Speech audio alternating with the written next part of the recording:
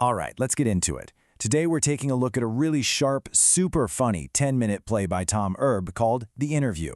And trust me, it's a masterclass in what happens when a job interview just goes completely and wonderfully off the rails. So yeah, let's dive in. You know that feeling, right? We've all been there. You're sitting in that chair, trying to be the most perfect, professional version of yourself, just praying nobody notices you're kind of making it all up as you go. You shine up the resume, you practice your answers, and maybe, just maybe, you stretch the truth a little bit. Well, this play gives us two characters who don't just fake it till they make it. Oh no, they build entire fantasy universes to impress each other. It's such a great send-up of our own corporate world, just pushed to its most ridiculous and honestly hilarious extreme. Okay, so let's set the scene. We've got our applicant, Sam, and we've got our interviewer, Alex. They're both about to walk into that interview room. And spoiler alert, neither one of them is who they say they are. This is where it all begins. So, check out this setup. It's just brilliant. Sam walks in pretending to be this high-powered VP, but the reality is he's been out of a job for a year and a half, and his resume is basically a work of fiction. And then, on the other side of the desk, you've got Alex, posing as a senior director, but is actually a brand new intern on day 3 who figures, hey, why reschedule when I can become a hiring legend? So each of them is playing a character they think the other one expects to see. Just outside the interview room, you can see Sam psyching himself up. He's literally inventing a company name that sounds just legit enough, Goldman Microsoft. He's practicing his smile and a reflection, and he's on the phone with his mom promising her that of course he's not lying because, that would be unethical. And at the exact same time, inside the room, Alex is doing the same thing. The real boss calls in sick, and Alex sees an opportunity. A shortcut, really.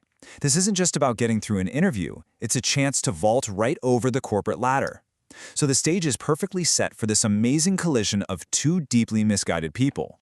So, let's get to the interview itself. And this is not your typical question and answer session.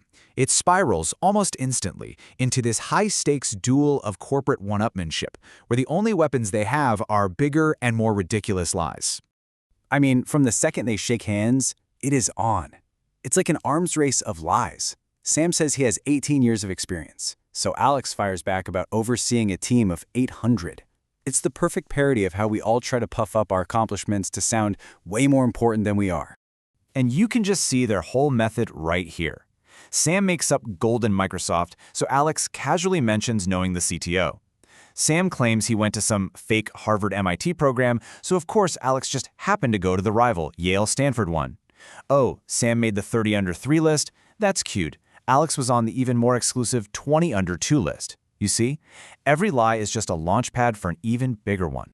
And they don't just bend the truth. They start breaking the laws of reality.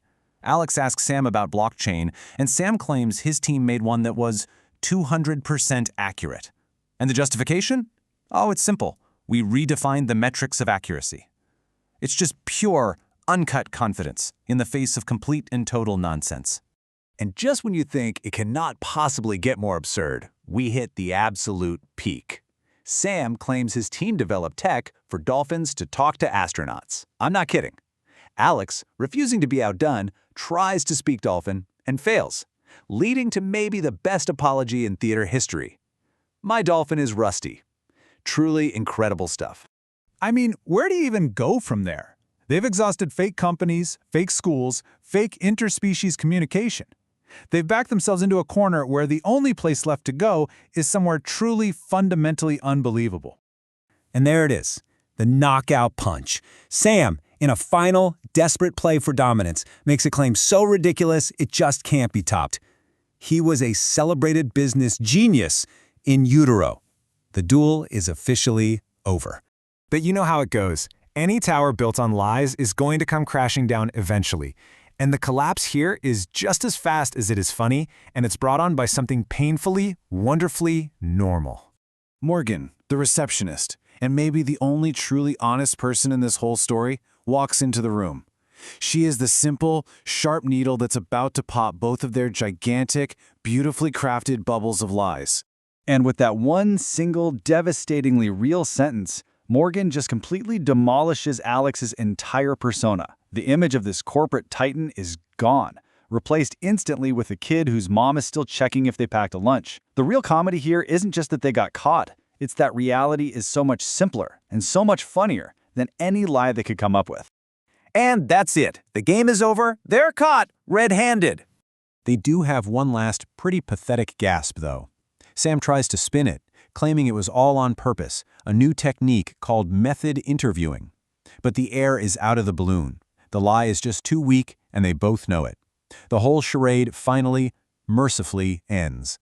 But here's where the story takes a really cool turn. What happens after all the lies are gone? In a twist, that moment of shared, honest failure actually opens the door to something real. So once they're actually honest with each other, this really interesting connection happens. It turns out Sam's real skills, he's a theater major, he's great at improvising, are exactly what this company needs to fix its boring, soulless corporate drival training videos. It's a great little message about how our real, sometimes weird talents can be way more valuable than the fake stuff we put on a resume. So isn't that something? Their incredible shared ability to, well, it's to lie, or maybe a nicer way to put it is creative storytelling, ends up being the one thing the company is actually looking for. Their massive deception, ironically, creates a real professional path for both of them. So what do we take away from this whole thing? What's the point of this wild comedic ride? At its heart, The Interview is just a brilliant satire of corporate buzzwords, of imposter syndrome, and that crushing pressure we all feel to seem perfect and competent all the time.